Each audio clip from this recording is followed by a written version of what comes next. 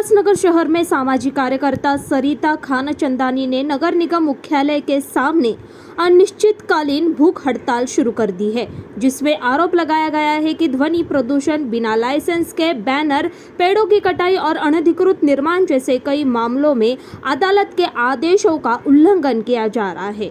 उल्लासनगर शहर में इस समय बड़ी संख्या में अनधिकृत निर्माण हो रहे हैं। कई जगह अवैध रूप से बैनर लगाकर शहर को विकृत किया जा रहा है। घटिया सीमेंट की सड़कें बनाई जा रही है। कौन सा ठेकेदार यह काम कर रहा है, कितना खर्च किया जा रहा है, क्या समय सीमा है। अवैध रूप से पेड़ काटने वाली सरिता खानचंदानी ने आरोप लगाया है कि नगर निगम प्रशासन अदालत के आदेशों को लागू करने के लिए बार बार निर्देश देने के बावजूद कोई कार्रवाई नहीं कर रहा। नहीं, मैं आपके इस सवाल को कि जैसे ही उत्सव आता है तब सरिता खानचंदानी जागती है, तो आपके इस चैनल से मैं बहुत शुक्रगुजार हूँ कि मैं आपको ये बता दूँ कि मेरे हिंदुत्व को आप की सर्टिफिकेट न मांगे। मैं ब्राह्मण हूँ और मैं अगर अपने हिंदू त्योहारों में, तीज त्योहारों में कहीं प्रदूषण आता है तो मैं उसके खिलाफ हूँ। मैं उत्सव के खिलाफ हो ही नहीं सकती हूँ क्योंकि ये संवैधानिक है। मैं उन्माद के खिलाफ हूँ। और अगर आप बात कर रहे हैं तो PL 173 ऑफ 2010 ये जो जनहित याचिका है, ये स्पष्ट जिसमें लिखा हुआ है गणेश उत्सव, दही हंडी, नवरात्रि, मंदिर, मस्जिद सभी। आज ये पॉइंट आपने जब खोली है तो मैं आपको ये भी बता दूं कि ये कंप्लेंट है मेरी कि मुझे ये बताया गया कि उल्लासनगर में कोई मस्जिद ही नहीं है, मदरसे हैं और मदरसों पे लाउडस्पीकर नहीं है। तो आपके चैनल के माध्यम से आज मैं ये सवाल पूछती हूँ प्रशासन से कि ऐसी गुमराह करने वाली मुझे खबरें क्यों देते हैं, इन्फॉर्मेशन क्यों देते हैं। अगर मस्जिद नहीं है तो फिर लाउडस्पीकर कहाँ से बजते हैं। अगर मस्जिद नहीं है तो ये इतनी बड़ी बड़ी इमारतें मस्जिद की कैसे बनी।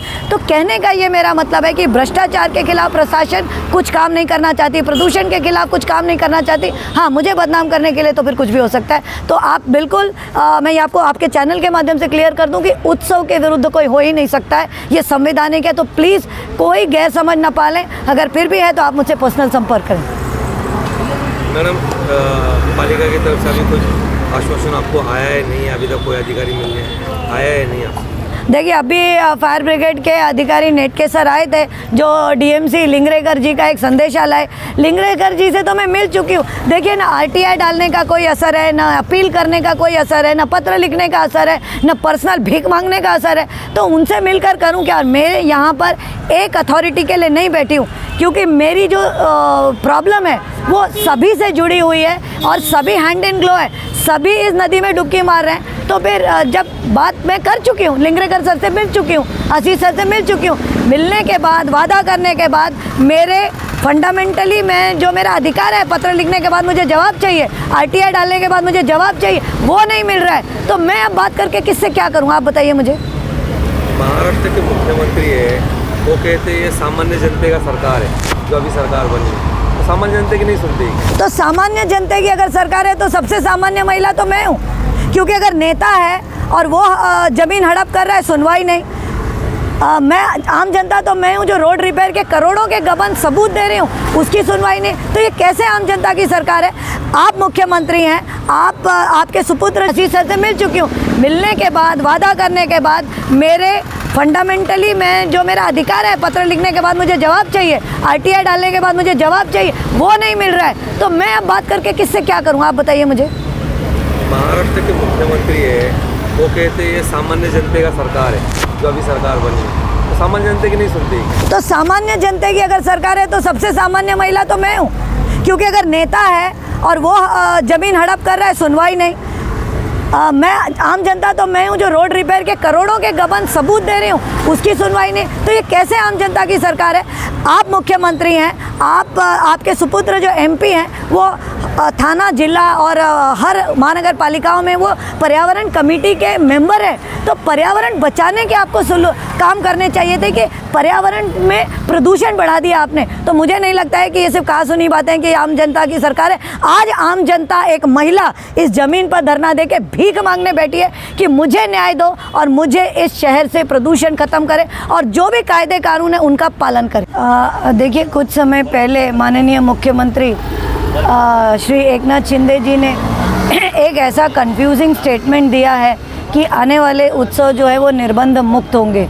निर्बंध मुक्त में उन्होंने सीपीसीबी की जो सबसे बड़ी गाइडलाइन प्रदूषण करने वाली प्लास्टर ऑफ पेरिस की मूर्तियों को ऊपर से बैन हटा लिया और बड़ी बड़ी मूर्तियां सब जगह आ रही हैं। इससे जो प्रदूषण का लेवल है वो बहुत ज़्यादा बढ़ गया है। उसी के साथ साथ एक ऐसा असमंजस क्रिएट हो गया है जिसमें कि वायु प्रदूषण, ध्वनि प्रदूषण भी बढ़ गया है। तो इस तरह से अगर माननीय मुख्यमंत्री जी को कोई इस तरह का निर्बंध मुक्त करना था तो उन्हें प्रॉपर जीआर निकालना था। उन्होंने कुछ छोटे मोटे फटाफट ऐसे जीआर निकाले जिसमें उत्सव मनाने के लिए सुविधाएं दी, लेकिन मेन जो हाई कोर्ट और सुप्रीम कोर्ट के ऑर्डर्स थे, सीपीसीबी के जो ऑर्डर्स थे, उनकी मनाही का कोई जीआर नहीं था।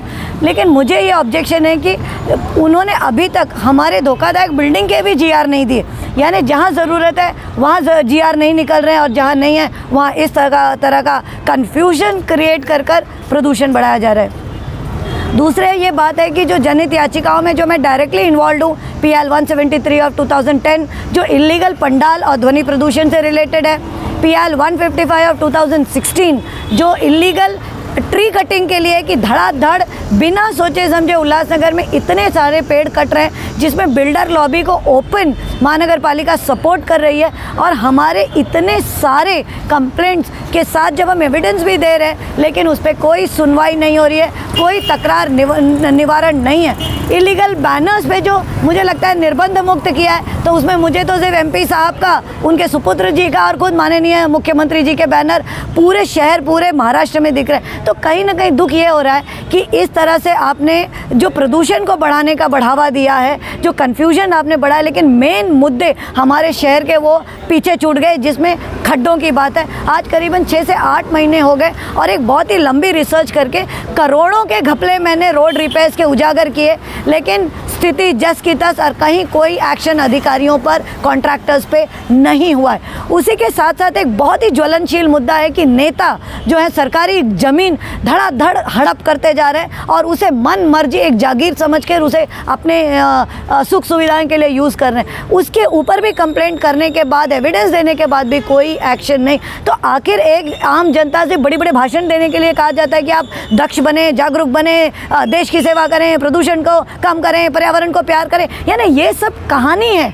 लेकिन जब आप कुपोषण पे बैठे हो, अपने महानगर पालिका के आयुक्त को भी पत्र दिया है और सोशल मीडिया में एक चर्चा चालू हो जाती